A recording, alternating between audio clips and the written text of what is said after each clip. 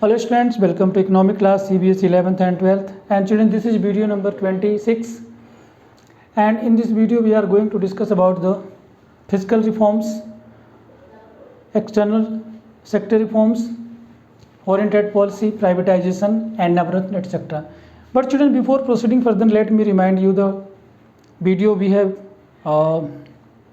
started this chapter in the previous video, and the name of the chapter is economic reforms since 1991, or we can say new economic policy. So children, component of new economic policies are liberalization, privatization and globalization. जो new economic policy 1991 में Indian government ने start किया, उसके 3 component थे, liberalisation, privatisation और globalisation. तो हम लोगों ने पिछले वीडियो में ये डिस्कस किया कि हमारी कंट्री को न्यू इकोनॉमिक पॉलिसी की चिल्ड्रन नीड क्यों थी. उसके बाद हम लोगों ने डिस्कस किया अबाउट द प्राइवेटाइजेशन. प्राइवेटाइजेशन के कॉन्टेक्स्ट में गवर्नमेंट ने जो रिफॉर्म्स लिए उसके बारे में हम लोगों ने बात की. तो पिछले वीडियो में हम लोग डिस्कस की industrial reforms and financial reforms. इस वीडियो में चिल्ड्रन हम कुछ और रिफॉर्म्स के बारे में बात करेंगे in the context of privatisation. तो फर्स्ट है fiscal reforms.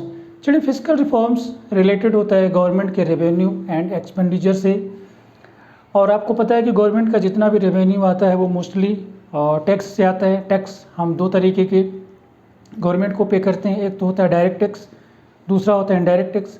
Direct tax children वो टैक्स होता है जिसका बर्डन किसी और पर शिफ्ट नहीं किया जा सकता. अगर गवर्नमेंट ने मेरी इनकम पर टैक्स लगाया है तो उस टैक्स को मुझे ही बियर करना पड़ेगा और मैं ही उसको पे करूँगा. मैं इसका बर्डन किसी और पर शिफ्ट नहीं कर सकता. ऐसा नहीं हो सकता कि इनकम टैक्स मेरी इनकम पे गवर्नमेंट ने लिवाई किया है और पेमेंट इसको मेरे फादर करेंगे, मुझे ही करना होगा. और चिल्ड्रन, डायरेक्ट टैक्स वो टैक्स होता है जिसके बर्डन को हम दूसरों पर शिफ्ट कर सकते हैं. For example goods and services tax. Actually government goods and services tax जो है प्रोड्यूसर पर लगाती है, बट प्रोड्यूसर इसका जो बर्डन है कंज्यूमर पर शिफ्ट कर देते हैं और इसका पे कंज्यूमर को करना पड़ता है. कहने का मतलब ये है कि जो उसकी प्रोड्यूसिंग कास्ट है उसी में वो जीएसटी ऐड कर देते हैं और दोनों मिलकर उसका बन जाता है एमआरपी यानी मैक्सिमम रिटेल प्राइस. तो हम पे कंज्यूमर को ही करना पड़ता है, ठीक है ना. तो जो प्रोड्यूसर है वो एक मीडिएटर की तरह काम करता है between the government and the consumer.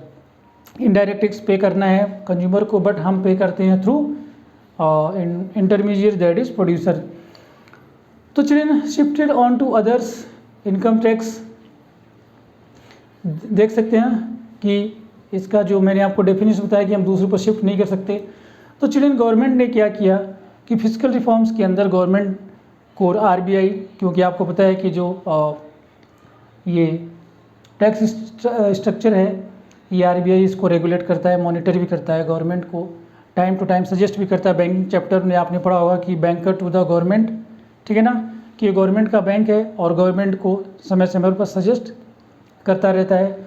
तो आरबीआई ने गवर्नमेंट को सजेस्ट किया कि आप जो इनकम टैक्स का जो रेट है उसको कम करिए और टैक्स का बर्डन मत बढ़ाइए, टैक्स के बेस को बढ़ाइए. यानी आप ज़्यादा लोगों से टैक्स लीजिए, एक ही आदमी से ज़्यादा टैक्स मत लीजिए. तो इससे क्या हुआ चिल्ड्रन की जो गवर्नमेंट का जो टैक्स कलेक्शन था वो इंक्रीज हुआ. लोग वॉलंटियरली गवर्नमेंट को टैक्स देने लगे. इससे पहले चिल्ड्रन क्या होता, गवर्नमेंट का जो टैक्स स्ट्रक्चर था वो बड़ा ही कॉम्प्लेक्स था, बड़ा ही रेट हाई था. तो लोग इनकम टैक्स गवर्नमेंट को देना नहीं चाहते थे, बल्कि वो टैक्स को चोरी करते थे, जिसे हम कहते हैं टैक्स इवेशन. तो जब लोगों ने चिल्ड्रन वॉलंटरली गवर्नमेंट को टैक्स देना शुरू कर दिया तो गवर्नमेंट का जो था वो रेवेन्यू इंक्रीज हुआ और गवर्नमेंट ने अपने एक्सपेंडिचर को भी चिल्ड्रन कम किए. गवर्नमेंट को लगा कि हम उन चीज़ों में जहाँ पर हमें एक्सपेंडिचर करने की ज़्यादा ज़रूरत नहीं, हम वहाँ पर एक्सपेंडिचर ज़्यादा नहीं करेंगे. आप देख सकते हैं डायरेक्ट टैक्स के यहाँ पर एग्जांपल है, जैसे कि वैट हो गया, वैल्यू एडेड टैक्स, और एंटरटेनमेंट टैक्स. हालांकि ये चिल्ड्रन वैल्यू एडेड टैक्स और एंटरटेनमेंट टैक्स ये दोनों ही अब खत्म हो चुके हैं. अब हम चिल्ड्रन बात कर लेते हैं इनडायरेक्ट टैक्स में. आजकल एक बहुत ही पॉइंट चल रहा है, that is GST, goods and services taxes. तो चिल्ड्रन, पहले क्या होता था कि इनडायरेक्ट टैक्स जो होता था उसको भी गवर्नमेंट ने थोड़ा सा ईजी कर दिया कि गवर्नमेंट जो इनडायरेक्ट टैक्स होते थे चिल्ड्रन वो लोगों को पता ही नहीं चलता था कि कितने तरीके के हमें डायरेक्ट टैक्स देने होते हैं। टैक्स के ऊपर टैक्स लगता रहता था, कास्केडिंग इफेक्ट उसे कहते हैं। तो इससे क्या होता था, चिल्ड्रन की जो टैक्स स्ट्रक्चर था इनडायरेक्ट टैक्स का, वो बड़ा ही कॉम्प्लेक्स था। तो इससे काफ़ी परेशानी आ रही थी। तो गवर्नमेंट ने किया कि उन सारे इनडायरेक्ट टैक्स को मिलाकर एक टैक्स बना दिया, गुड्स एंड सर्विसेज टैक्स। और गवर्नमेंट ने स्लोगन दिया, आप देख सकते हैं, 1 नेशन 1 मार्केट एंड 1 टैक्स। ये इनडायरेक्ट टैक्स है और इसमें क्या यूनिफॉर्म टैक्स स्ट्रक्चर गवर्नमेंट ने कर दिया है। तो अब क्या है कि ये टैक्स स्ट्रक्चर बहुत ईजी हो गया है। जितने भी इनडायरेक्ट टैक्स में हैं उन सभी को इसमें चिल्ड्रन मर्ज कर दिया गया, इंक्लूडेड कर दिया गया है। तो अब जो GST जो गुड्स एंड सर्विस टैक्स लगता है children, it included all kind of indirect taxes on the producing of goods and services. तो ये थे चिल्ड्रन फिजिकल रिफॉर्म्स के बारे में कुछ पॉइंट्स। अब हम लोग बात कर लेते हैं external sector reforms.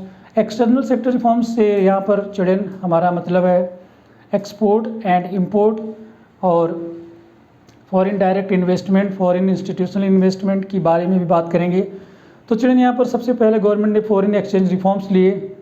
Foreign exchange reforms में गवर्नमेंट ने क्या किया कि डिवैल्यूएशन ऑफ इंडियन रुपी, यानी जो इंडियन रुपी था उसको डिवैल्यू कर दिया। कि मैं अगर आपको एग्जांपल दूं कि पहले जो है $1 के बदले में हम देते थे 60 रुपीज़, लेकिन अब हम $1 के बदले हमने अपने करेंसी को डिवैल्यू कर दिया, अब हम दे रहे हैं 75 रुपीज़। तो इसका मतलब ये है कि अगर कोई USA का पर्सन है जो पहले उसे $1 में 60 रुपीज़ मिलते थे, अब $1 में उसको 75 रुपीज़ मिल रहे हैं। तो अगर इस रुपीज़ को मैं कोई गुड मान लूँ कि ये कोई गुड है, तो पहले $1 में उसे 60 आइटम मिलते थे, लेकिन अब $1 में उसे 75, यानी कि हमने उसको सस्ता कर दिया, हमने अपने रुपीज़ को डिवैल्यू कर दिया। तो इससे क्या हुआ चिल्ड्रन कि USA वालों के लिए इंडिया में सामान खरीदना आसान हो गया, अब उन्हें कम पैसे में ज़्यादा सामान मिलने लगा। तो इससे क्या हुआ चिल्ड्रन कि हमारा एक्सपोर्ट इंक्रीज हुआ। एक्सपोर्ट इंक्रीज होने से क्या हुआ कि हमारे पास फॉरेन एक्सचेंज आए, और फॉरेन एक्सचेंज आने से जो हमारी प्रॉब्लम थी, हमने आपको बताया था पिछले वीडियो में कि जब हम आपको ये बता रहे थे कि need for economic reforms in India, तो हमने आपको बताया था कि 1990 के टाइम में एक ऐसी भी सिचुएशन आ गई थी इंडियन गवर्नमेंट के पास कि उसके पास 10 डेज का जो एक्सपोर्ट बिल है पेमेंट करने के लिए भी उसके पास फॉरेन एक्सचेंज नहीं बचा था। तो इसमें हमारा जो है इंक्रीज हुआ children, decrease in the value of रुपये in relation to rest of the world. ये वही चीज़ चिल्ड्रन आप समझ गए होंगे। नेक्स्ट चिल्ड्रन हम बात करते हैं फॉरेन ट्रेड पॉलिसी के बारे में। तो फॉरेन ट्रेड पॉलिसी में चिल्ड्रन आपने देखा कि पिछले जितने भी वीडियो है उसमें हमने आपको इंपोर्ट सब्सटीट्यूशन बताया, प्रोटेक्शन ऑफ डोमेस्टिक प्रोडक्ट बताया, लेकिन यहाँ पर गवर्नमेंट इसको चेंज कर दिया। अब गवर्नमेंट प्रोटेक्शन जो है, रेस्ट्रिक्शंस जो है सारे हटा लिए थे। गवर्नमेंट ने कहा कि सर्वाइवल ऑफ फिटेस्ट, यानी मार्केट में वही लोग सर्वाइव कर पाएंगे जो फिट रहेंगे, यानी वो कॉम्पीट करेंगे और मार्केट में कॉम्पिटिशन करेंगे। कोटा जो था, गवर्नमेंट ने कोटा फिक्स कर रखा था, एक क्वांटिटी फिक्स कर रखी थी कि 500 यूनिट से ज़्यादा आप प्रोड्यूस नहीं करेंगे। अगर आपने 500 यूनिट से ज़्यादा का प्रोडक्शन किया तो फिर आपको उसकी पेनल्टी देनी पड़ेगी। गवर्नमेंट ने टैरिफ लगा रखा था, मैंने आपको बताया था पिछले वीडियो में कि हम जब किसी कमोडिटी को इंपोर्ट करते थे, क्योंकि जो इंपोर्ट करते थे उसकी जो क्वालिटी थी वो हमारे डोमेस्टिक प्रोडक्ट की क्वालिटी से बेटर थे। तो अगर हम उनको अपनी कंट्री में इंपोर्ट करते तो चिल्ड्रन हमारे जो डोमेस्टिक प्रोडक्शन थे उनसे कंपटीशन होता, और ऑब्वियस क्योंकि हमारे जो गुड्स थे उतने अच्छे नहीं थे क्वालिटी वाइज, स्टैंडर्ड वाइज, तो उनकी डिमांड कम हो जाती। तो गवर्नमेंट ने उसमें हैवी टैरिफ लगा दिया कि हम अगर इंपोर्ट करेंगे तो हमें हैवी ड्यूटी देनी पड़ेगी, जिससे क्या है उसका प्राइस बढ़ जाता था और हम उसको इंपोर्ट नहीं करते। तो अगर कर भी लिया तो चिल्ड्रन मार्केट में डिमांड उसकी कम हो जाती थी। तो ये हटा के अब कॉम्पिटिशन कर दिया चिल्ड्रन, मार्केट को ओपन कर दिया गया। अब गवर्नमेंट सारे टैरिफ हटा लिए थे, यानी हम ग्लोबलाइजेशन की तरफ बढ़ रहे थे। Indian market was open for all the other countries. तो इससे क्या हुआ चिल्ड्रन, कंपटीशन बढ़ गया। कंपटीशन से क्या हुआ कि चिल्ड्रन हमारी जो फीचर थे, जो क्वालिटी थी, जो स्टैंडर्ड था, वो दोनों इंक्रीज हुआ। एक्सपेंशन और एफिशिएंसी, चिल्ड्रन पहले हम आपको बताया था मैंने कि अगर कोई एक प्राइवेट ओनर है, कोई बिजनेसमैन है, और अगर वो अपने बिजनेस को एक्सपेंड करना चाहता है तो गवर्नमेंट से परमिशन लेना होता था, लाइसेंस लेना होता था। लेकिन अब ऐसा कुछ नहीं था, वो अपनी एफिशिएंसी के अकॉर्डिंग वो डिसीजन ले सकता है कि उसको कॉन्ट्रैक्शन करना है, एक्सपेंशन करना है, किस कंट्री से एक्सपोर्ट करना है, इंपोर्ट करना है, based on the market forces of demand and supply. तो ये थे चिल्ड्रन प्राइवेट लिबरलाइजेशन से रिलेटेड कुछ पॉइंट जो हमने आपको बता दिया। इसके बाद हम स्टार्ट करने जा रहे हैं चिल्ड्रन प्राइवेटाइजेशन। तो प्राइवेटाइजेशन में चिल्ड्रन सिर्फ हम आपको थोड़ा सा इंट्रोडक्शन देंगे, इसके प्रोज एंड कॉन्स और इससे रिलेटेड जो और फीचर हैं वो अगले वीडियो में हम लोग डिस्कस करेंगे। तो चिल्ड्रन प्राइवेटाइजेशन हम देख लेते हैं ये है क्या। तो चिल्ड्रन प्राइवेटाइजेशन की डेफिनेशन पढ़ने से पहले मैं आपको बताऊं कि जब गवर्नमेंट ने 1951 में फर्स्ट 5 ईयर प्लान लॉन्च किया तो गवर्नमेंट ने क्या किया कि बहुत सारे जो मेजर ऑफ जो प्रोडक्शन यूनिट थे वो पब्लिक सेक्टर के लिए रिजर्व कर दिए। हमने आपको बताया था पिछले वीडियो में कि 17 इंडस्ट्रीज़ थी जो रिजर्व थी only for public sector and 7 industries जो है प्राइवेट सेक्टर को दी गई थी, ठीक है ना। इसके अलावा और बहुत सारी इंडस्ट्रीज थी चिल्ड्रन जो बहुत ही आसानी से प्राइवेट सेक्टर को दी जा सकती थी, लेकिन गवर्नमेंट उसमें भी प्रोडक्शन कर रही थी। तो प्राइवेटाइजेशन में चिल्ड्रन क्या हुआ कि गवर्नमेंट ने धीरे धीरे जितने भी पब्लिक सेक्टर अंडरटेकिंग थे जिसमें 100% जो शेयर था वो गवर्नमेंट का था, तो गवर्नमेंट ने वो शेयर को कम करने लगे और उसमें इन्वॉल्वमेंट किया प्राइवेट सेक्टर का। प्राइवेट सेक्टर से कहा कि आपको हम अपने पब्लिक सेक्टर के कुछ शेयर दे रहे हैं, आप इसमें हमारे साथ मिलके काम करिए। तो आप देख सकते हैं कि 70% शेयर आप गवर्नमेंट का था, 25% शेयर जो है प्राइवेट ओनर का था। इसके अलावा चिल्ड्रन अब तो जो है 100% जो है प्राइवेट सेक्टर को अलाउ कर दिया गया है, ठीक है ना। ये शेयर अब बढ़ गया है, ये हमारे पास पीछे पुराना डेटा है इसलिए मैंने इसके अकॉर्डिंग बता दिया, आप नए डेटा से अपने आप को अपडेट कर लीजिएगा।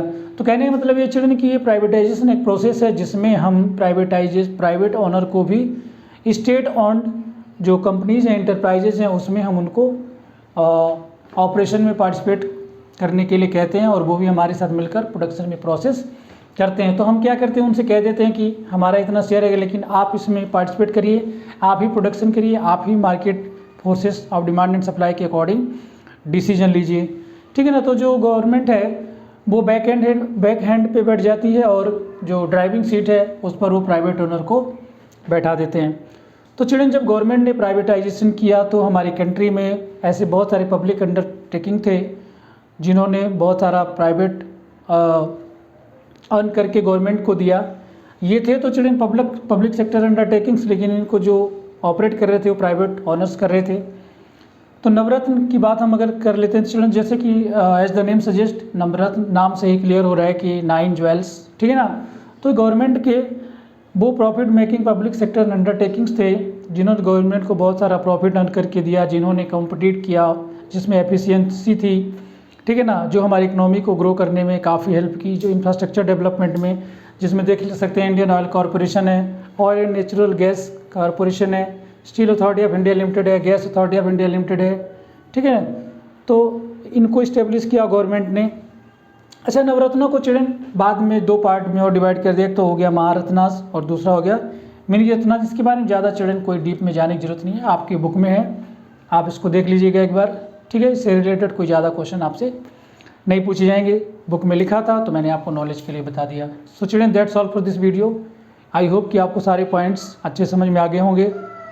तो इस वीडियो के लिए चिल्ड्रन इतना ही, मिलते हैं अगले वीडियो में। टिल देन, अगर आपको वीडियो अच्छा लगा है तो आप हमारे चैनल को सब्सक्राइब करिए, वीडियो को लाइक करिए और शेयर करिए। So take care, God bless you, see in the next video and thank you for watching the video.